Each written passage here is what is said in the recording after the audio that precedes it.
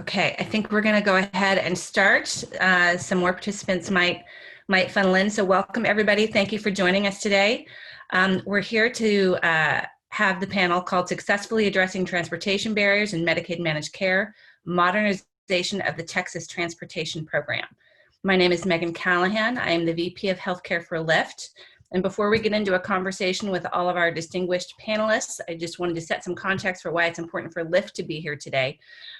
We entered non-emergent medical transportation in 2016, bringing our on-demand curb-to-curb network to help existing transportation providers. We believe that we increase access to care as well as increase capacity for higher order vehicles. In the past year, we've worked with 14 states and the District of Columbia to modernize their NEMT programs and include transportation network companies or rideshare into those programs, which we're very proud about. And we are part of the ecosystem. We work with all of the transportation brokers or transportation managers, depending on your language, who contract then with the health plans. So we are their partners and a transportation option for them. So with that context set, I would like to introduce our speakers. I am going to read all the titles right now because some of them are a little complicated, and then we'll just go to first names. So we have Stephanie Stevens. She is the Deputy Executive Commissioner of Medicaid and CHIP Services for the Texas Health and Human Services Commission as Texas Medicaid Director. We have Jamie Snyder as the Director of the Arizona Healthcare Cost Containment System and formerly the Texas Medicaid Director, so she has some unique perspectives working in 2 states. And then Dr. Victor Wu, the Chief Medical Officer of the Tennessee Division of TennCare. So welcome to all of our panelists. Thank you for being here today. For the audience, if at any point you want to ask a question, I will be fielding some questions from the audience, so please put them in the chat, which is at the bottom of your screen. We'll get to those later. So first, since we're on your home turf, virtually anyway, Stephanie, we're going to start with you. Can you take maybe 5 or 10 minutes and just walk the audience through the changes that Texas is making to its transportation program and the carve-in to managed care organizations specifically of that program, and of course the inclusion of rideshare?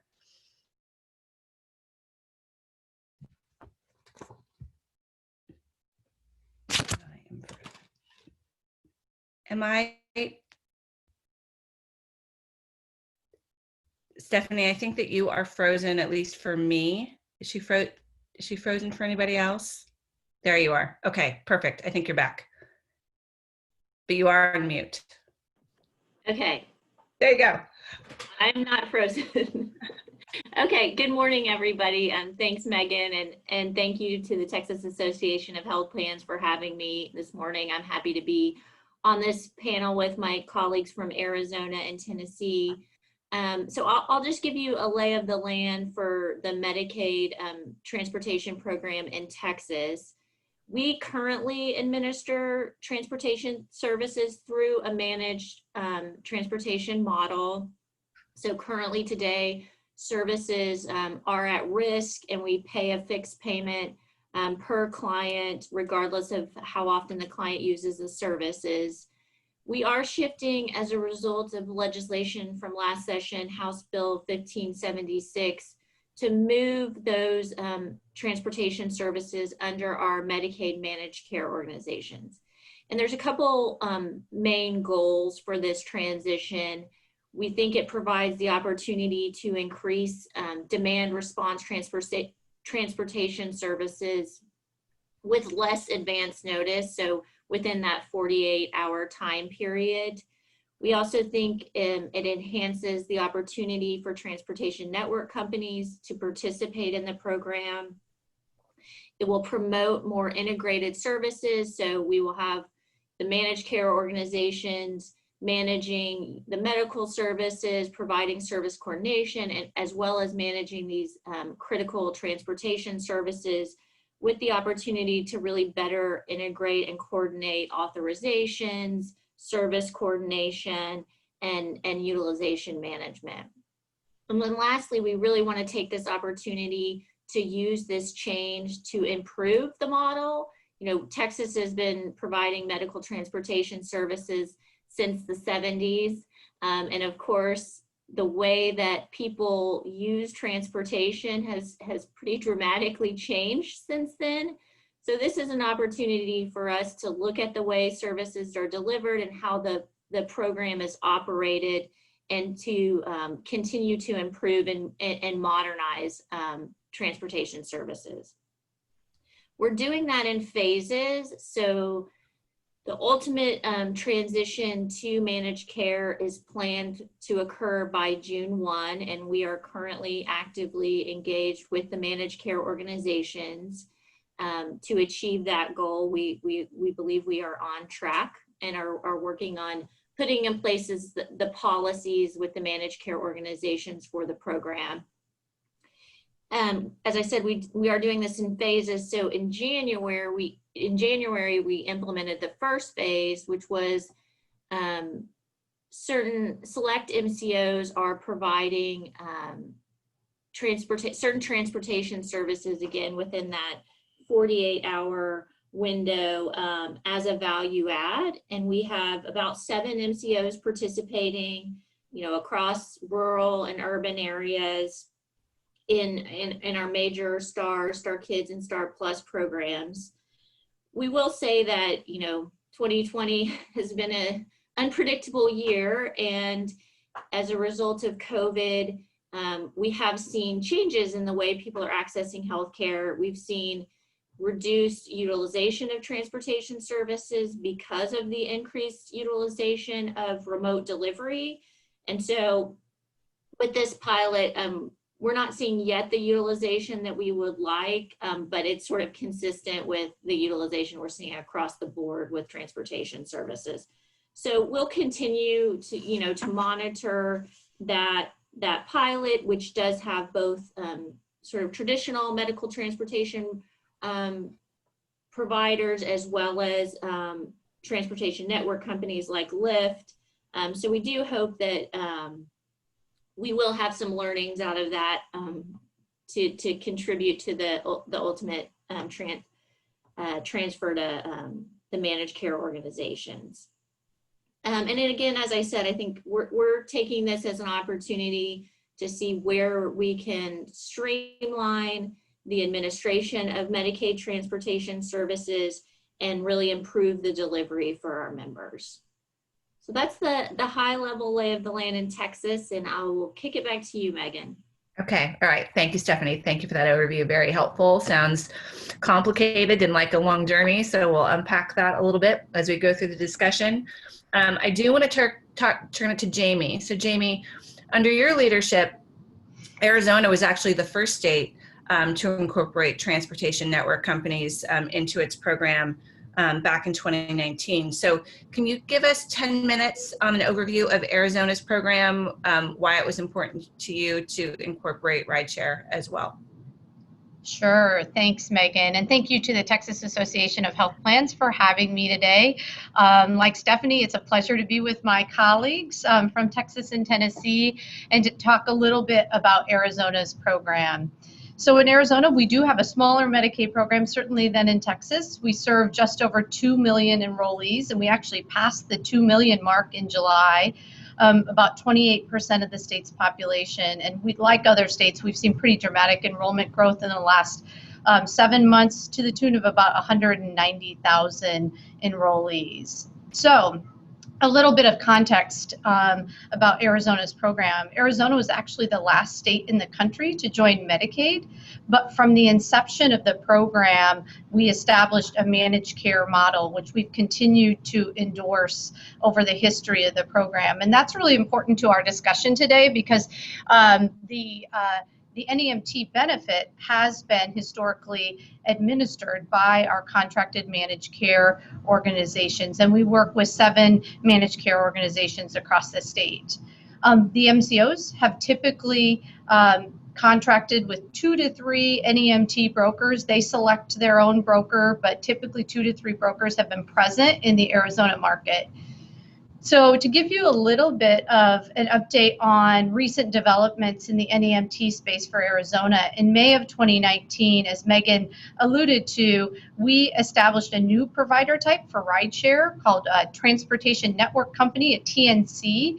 And under the construct that we developed, TNCs, when they register with the program, must bill and have a relationship with an existing NEMT broker. And we felt like that was really important, at least initially, in the establishment of rideshare within our delivery system, in order to ensure that certain protections were available to members under that broker relationship, which the TNC is required to maintain.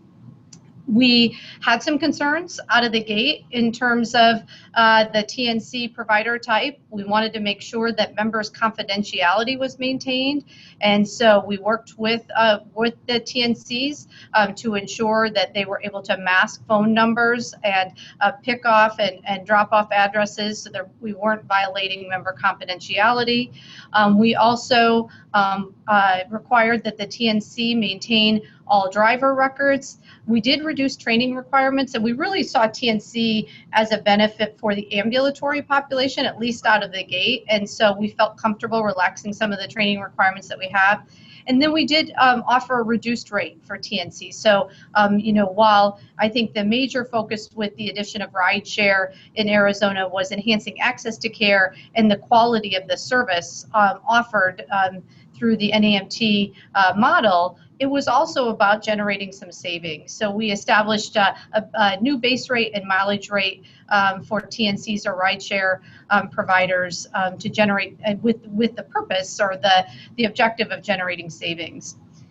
At the same time, in Arizona, May of 2019, we established an additional benefit, which I think is unique to the state, but I'm just going to talk about it because I think it really represents our interest in ensuring that all populations across the state have access to non-emergency medical transportation.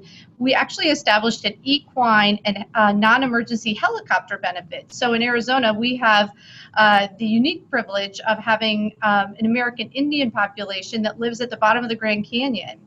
And the primary mechanism for getting out of the canyon, should they need care beyond the clinic setting that's in the bottom of the canyon, is either non-emergency helicopter or equine transport, horse or donkey. And so we now are able to reimburse for that type of transport as well, ensuring that members of the Supai tribe are able to readily access care when needed. Also, more recently, in relation to the COVID outbreak, in relation to the pandemic, we actually established an add-on rate for brokers that were willing to, and providers that were willing to transport COVID positive members that needed to access routine services such as dialysis or chemotherapy services. And that add-on rate, pretty significant, $93 per trip, has been really critical over the course of the pandemic in ensuring that individuals that are positive, have tested positive for COVID, have been able to access that routine care on a reliable and ready basis. So I think that's a general overview of our program. I know we're going to get into some additional detail as we proceed with the panel today.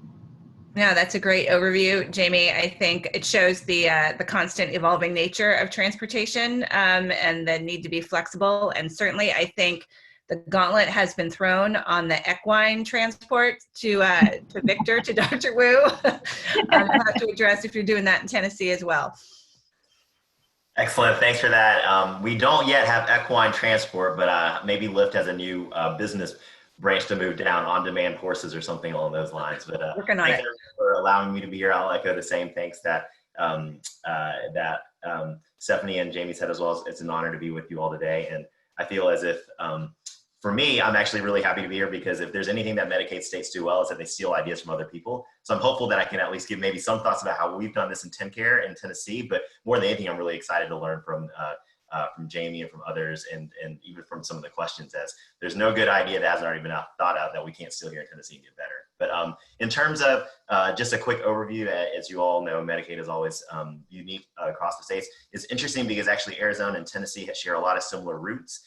in the way that our Medicaid programs are structured. And so here in Tennessee, we have about 1.2, 1.3 million members in our population. That's about 20 to 22% of our state's population. We're a non-expansion state. And we have 3 MCOs that serve statewide. All of our care is carved into the managed care organization. So, and we have 3 plans. We have Anthem Amerigroup, United Healthcare Community Plan, and then Blue Cross Blue Shield of Tennessee. So those are our 3 plans here in the state.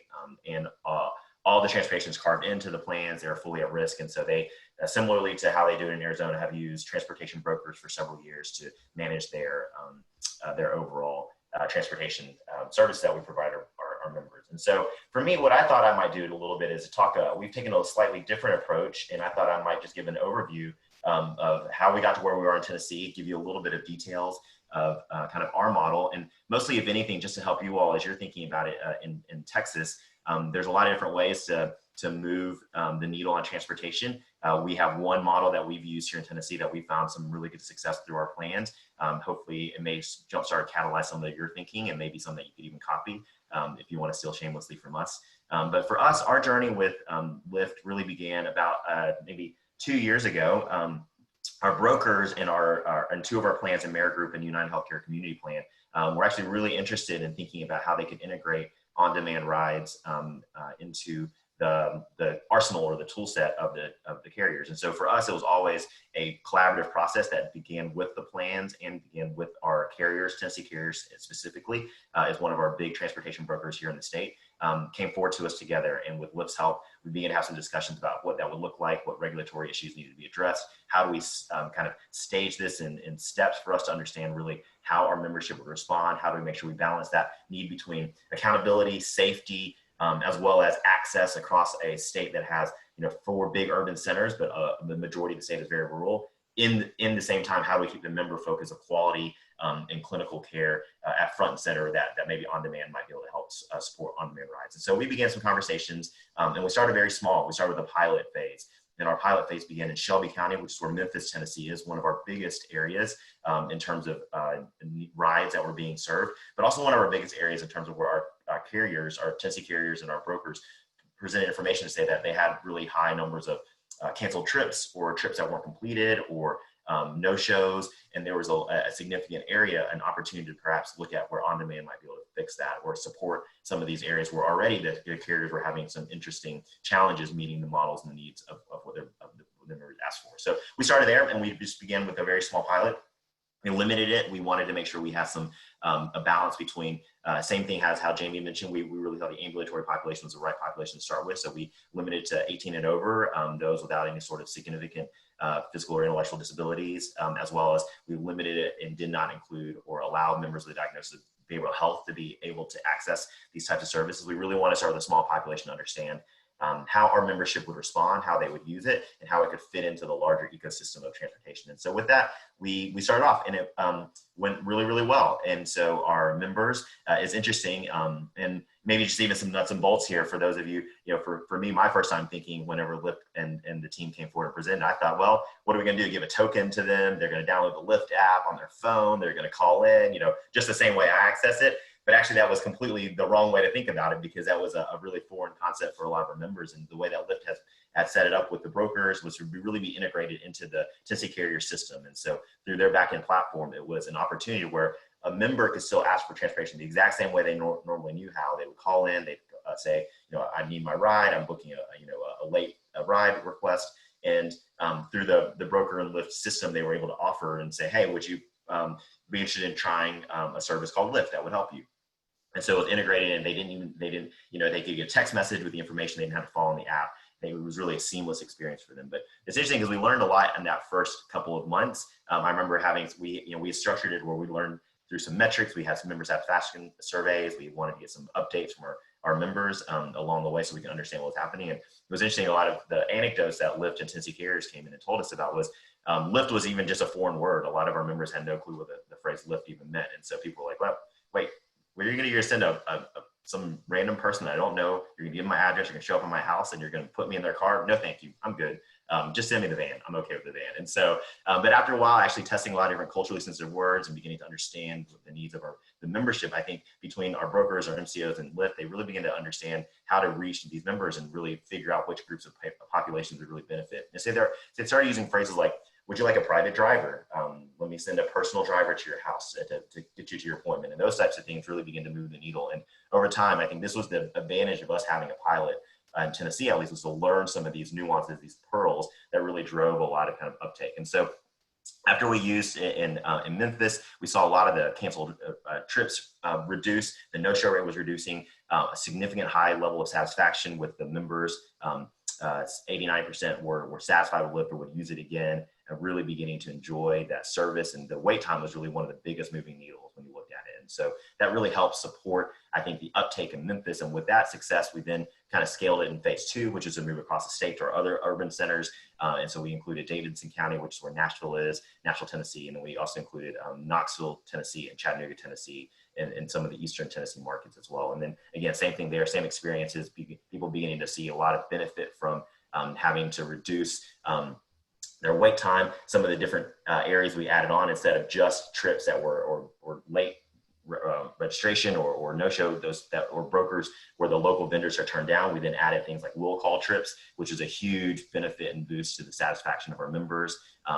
So whenever they had to have a short notice and they needed to will call for the return trip, the B leg of the transportation leg, and then also adding things like hospital discharges, which was a tremendous benefit, not only from a clinical quality perspective and supporting safe discharges, but also helping with the return on investment of the entire Lyft process. And so with that, we then kind of went into phase 3, which was then to begin to expand the types of members that would be eligible. So we went from kind of not only the types of trips that we've expanded across the state to then the members. And so we began allowing for minors when accompanied by adults. We kind of lifted the restriction on behavioral health diagnoses, making sure that we found a secure and confidential way to make sure that information was private, but it really supported members who may have had a BH or mental health diagnosis still going to the pharmacy or to the primary care doctor, those types of things. And so we really kind of have broadened that list. And again, this has all been done in partnership with our Tennessee carriers and our Mayor Group and United MCO plans, and of course Lyft as well. So I think that the ability for all of us to partner together to really scale this in a way that was tracking measures, tracking satisfaction, understanding where to tweak along the way, gave us a really strong model that we feel has been is sustainable across the state now. And just to give you, I'll wrap up with a couple of numbers for you all, because I think one of the things that we did and our pilot was really to try to put some markers down to say, we want to evaluate continuously so we can make these rapid changes that we need to kind of PDSA cycle along the way. And so a couple of numbers that I think are that our pilot has really shown for us, just to give you kind of some food for thought. I think from a member satisfaction, first and foremost, we've seen about 86% of our members overall have rated their trips with 5 stars. Those of you who have taken a ride share before understand that concept of the stars. And so that was significantly high. And then about 65% of members now prefer Lyft. I think that number has actually steadily increased. When in the first quarter, that number was closer to about 55, 57%, and then it went to about 60%. And now we're up to 65%. So I think as people are getting more used to the opportunity, and we're also finding the right patient population that would really benefit from this, we've seen a significant increase in the member preference for Lyft in partnership with the carriers, as well as 86% of our members. And then in terms of some actual clinical quality measures, I think this is the part that has motivated us at Tennessee the most. We first and foremost want to make sure we're providing high quality, cost-effective care. That is our mission here at TennCare. But a couple of numbers, and this is a small sample size. It's not, I don't think there's anything definitive yet that I can say this is scientifically proven. I don't know the p-value on it, but at least anecdotally and trending wise, I think we've seen in the right direction that there's been about a 42% increase in primary care visits amongst those members using Lyft. And so our hypothesis was always perhaps we could reduce those short requests where you couldn't fill via transportation, where people would show up in the ER or urgent care centers. And so that's been a promising initial kind of a leading indicator. We'll continue to monitor that and try to get more statistical rigor behind that.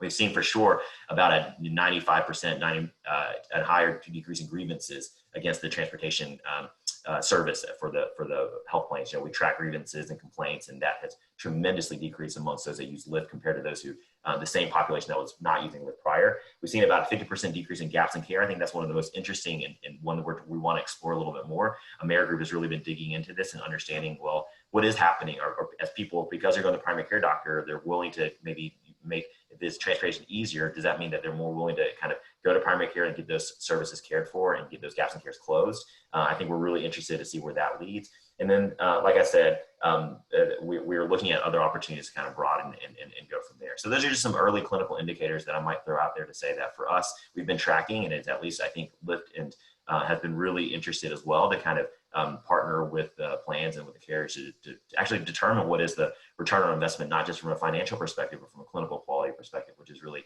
first and foremost in our hearts here in Tennessee. So with that, I'll kind of pause and just to say that we're excited about the opportunity to have worked with our plans and with our carriers, our brokers, Tennessee carriers specifically, to really incorporate the on-demand opportunity into the arsenal of transportation. I think there's been some early results that we are excited to see now that's gone statewide. Megan, I'll turn it back over to you.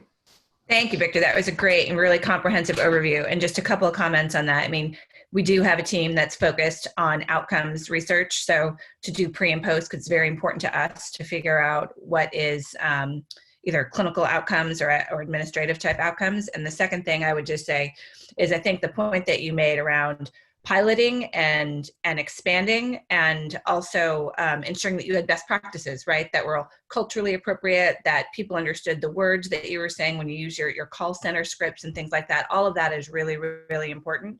And I think everybody on this phone probably has a lot of experience with what has worked there and what hasn't worked. So I think you've seen that we've got three very different models. So we've got Arizona, which had an MCO carve-in, from the get-go. We've got Tennessee, who did a pilot and has expanded over time, and now we have Texas, which has started with a regional broker model and is now going to a MCO carve-in. So, I think Victor, you've seen one Medicaid program, you've seen one Medicaid program, and we have three very different examples here. So, Stephanie, coming back to you, just any high-level thoughts based on what you've heard from Jamie and Victor. Sure. So one is just I know I wrote the word horse down. So Texas, I think in Texas there's probably some people who use horses for transportation. So I had not considered that was something that we needed to consider. But I think you summarized it well, Megan. The things that I picked up on as well. I mean, our mission aligns very well with Tennessee, which is quality and cost-effective services. And I think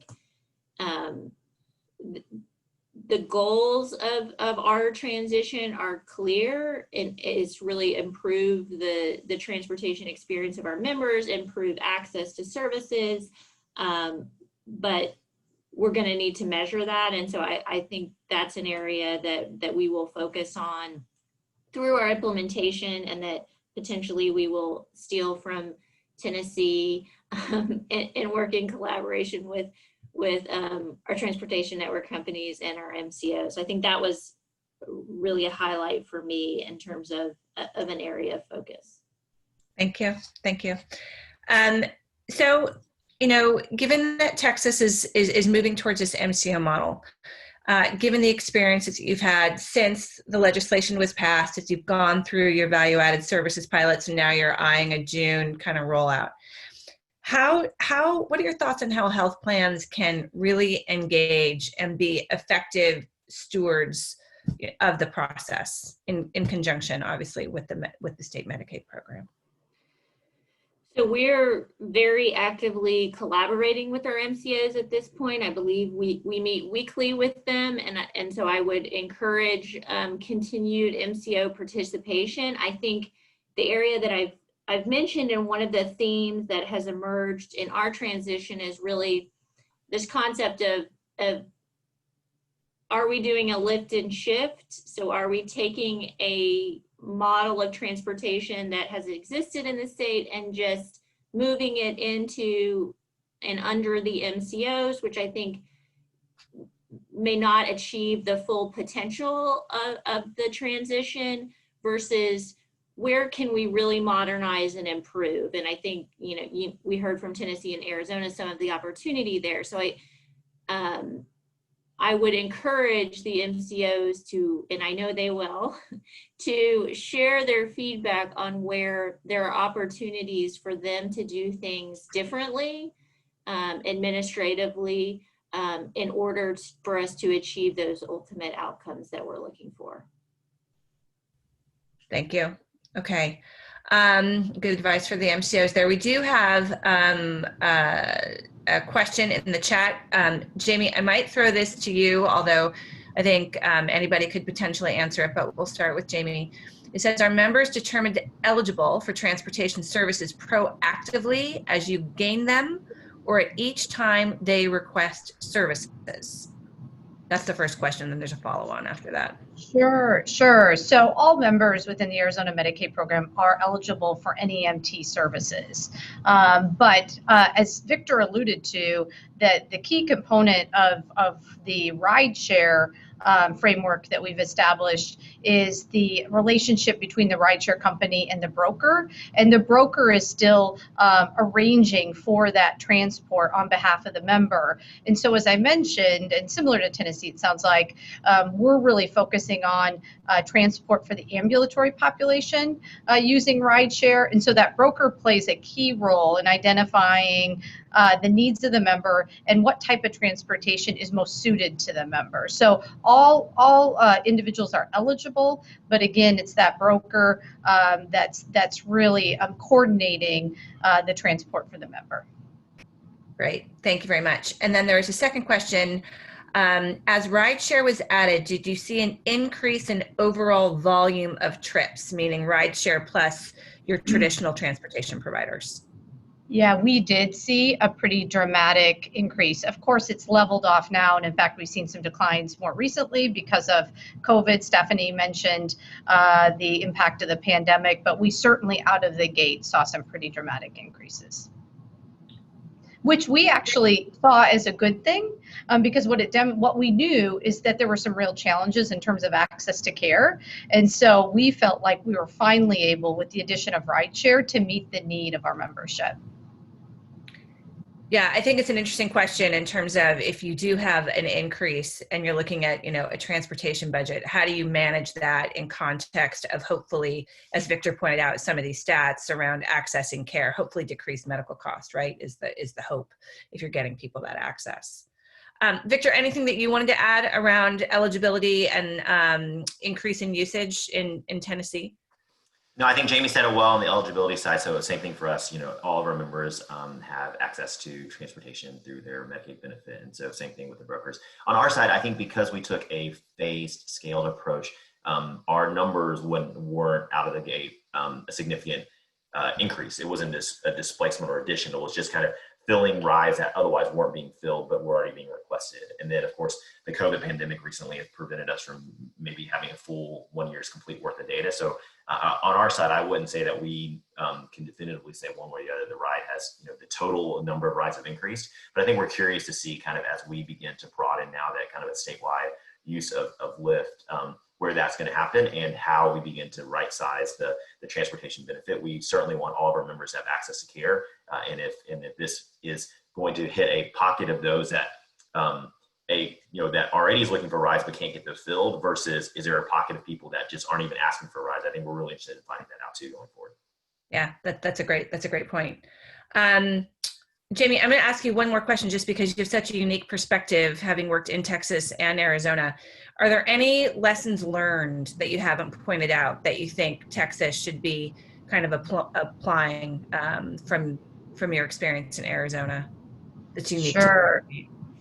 Sure, and I have every confidence that this is already happening in Texas, because the Texas program has such a history of robust stakeholder outreach. But I think the key to our success in adding rideshare was really in ensuring that we were engaging with stakeholders at sort of every level of the delivery system, right? Managed care organizations, providers, certainly the NEMT broker, as well as community stakeholders, members that we serve. And they really gave us a line of sight into certain areas where rideshare could be most effective. And the example I'll give you is an outpatient treatment clinic that offers medication-assisted treatment to individuals, sometimes individuals accessing care literally on a daily basis. And there had been a huge issue around one particular OTP in the center of Phoenix around transport and cars waiting for periods of time and not having that kind of on-demand capability. And so the addition of rideshare allowed us to establish actually a staging area close to the OTP facility that could easily pick up folks when they were done with their treatment, take them back home, after having provided transport actually to the facility for the daily methadone dose. And so that's where the community and community stakeholders were really critical in saying, here's a pocket of need. We want you to maximize the use of this benefit to attend to that need. Great. Thank you for that. I'm going to go to, there's some questions in the chat that are kind of nuts and bolts, and I want to make sure people understand how the model works. So the first question is around maybe just discuss, Stephanie, and please jump in here on your hypothesis or your experience based on value-added services. But I'm going to let each of you kind of discuss this one topic, which is around fraud, waste, and abuse, and the impact of fraud, waste, and abuse after the addition of rideshare into your programs. So I'll let whoever wants to start with that. Maybe Victor, I'll pick someone. I can start. I saw Jamie come off mute, so I'm sure she's got some things smart to say as well. I think, from our perspective, again, since we had a smaller rollout, in the first few weeks of the first couple of months, we were really looking more at in the hundreds of rides, not the thousands. We've significantly increased the number of rides we're doing now. But the Lyft piece, we certainly required the tracking of the ride in the same way that anyone who's familiar with the commercial opportunity of using Lyft, you have your trip, you get your map afterwards, it show where the A point was, your B drop off was, and you go back. And so you actually have a different kind of GPS based trail. A lot of our traditional carriers or transportation community partners for the brokers, they might use more things like sign-ins and check-ins and address writing down on kind of more manual files. I think there's an opportunity actually to increase some of the accountability using Lyft. Again, for us, because our ride numbers were low early on, it wasn't, and we were really replacing those rides that were otherwise not being met by the transportation partners in the local markets. We were not as, I think, heightened or overly kind of scrutinizing the security at the beginning. But now that we've gone statewide, I think we're really interested to see how Lyft and the technology that they provide really gives us some additional opportunity to kind of track the overall accountability of the rides. And Jamie probably has some other thoughts on that. She's had a much larger kind of rollout of this, and I'd be curious to hear her thoughts too, so we can learn from it.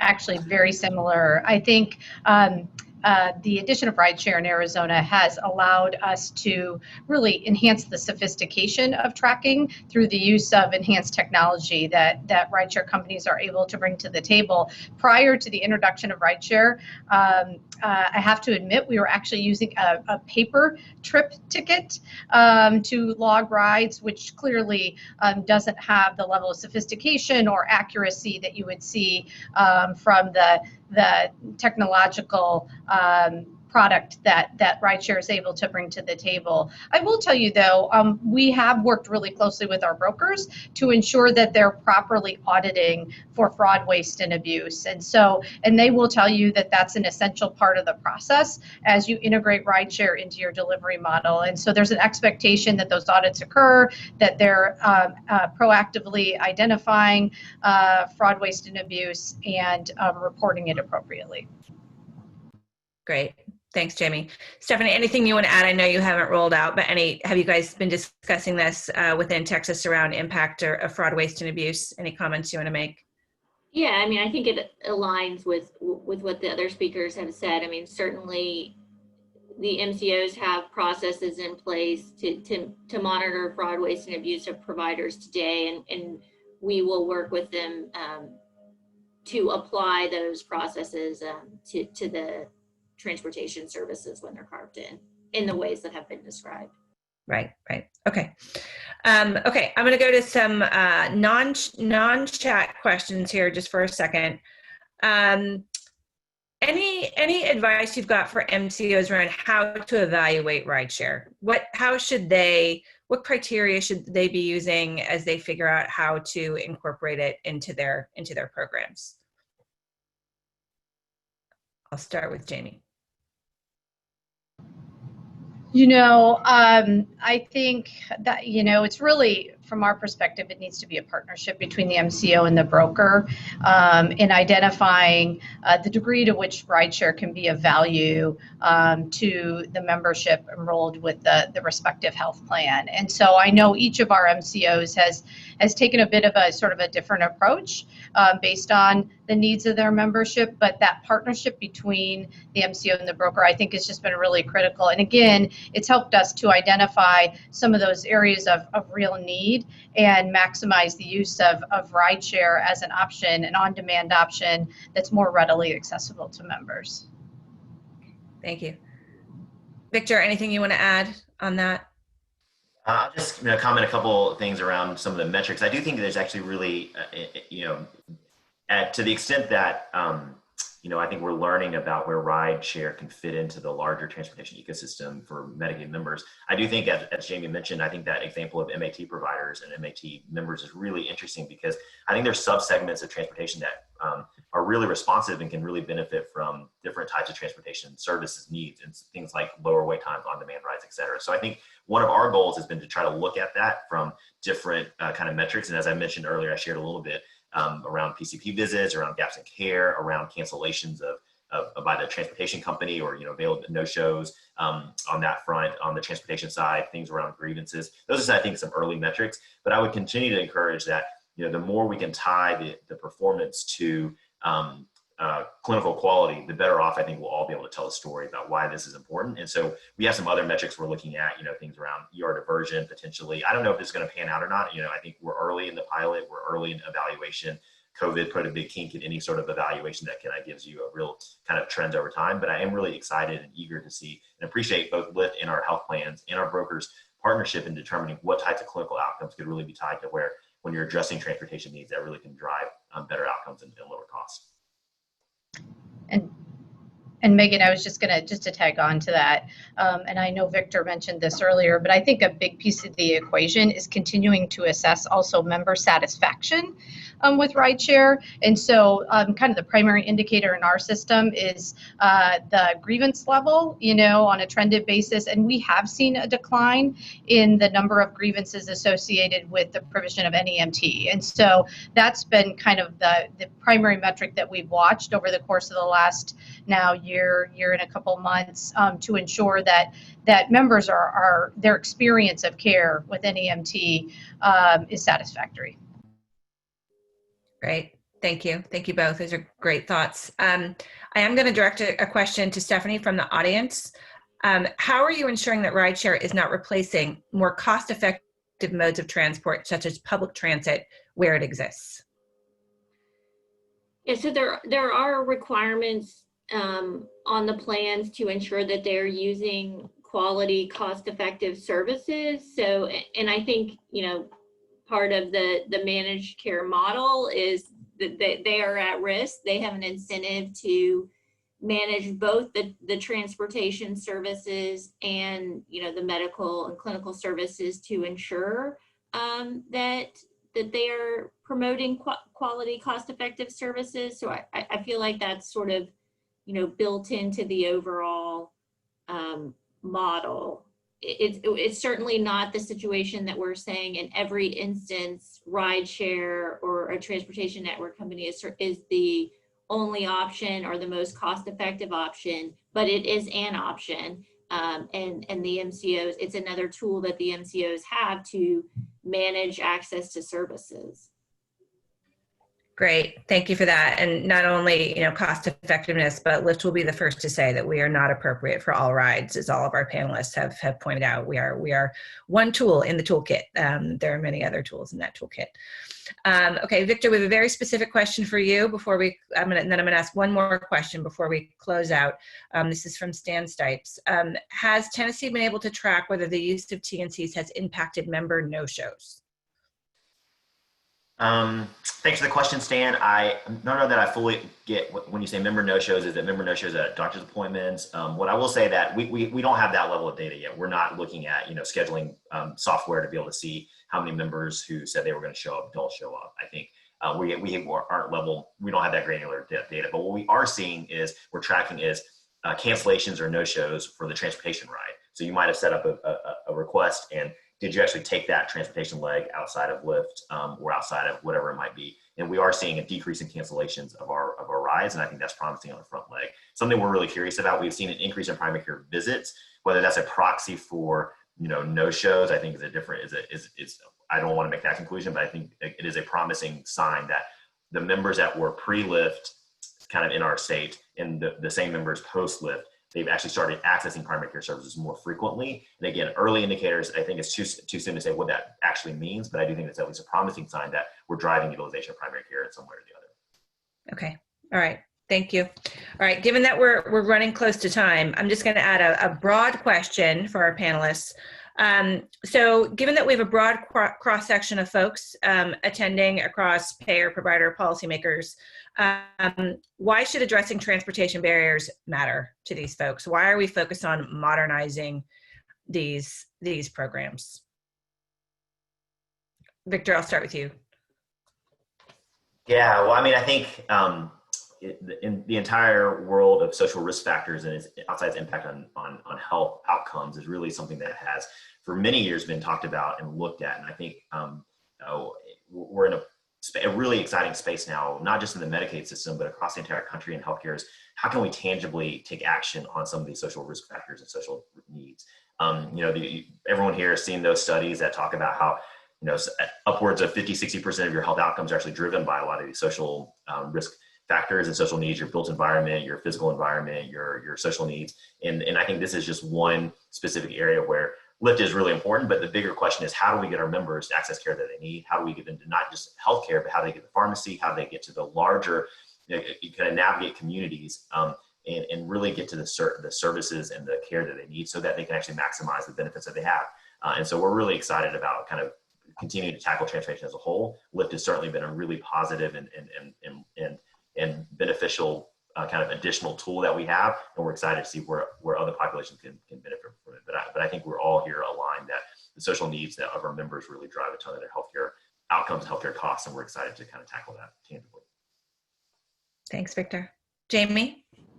Yeah, and I absolutely agree with Victor in terms of this being sort of a key element in terms of addressing a social risk factor, a critical social risk factor that can prevent individuals from accessing preventative care. And really, when you think about it, a robust transportation benefit really speaks to that triple aim, right?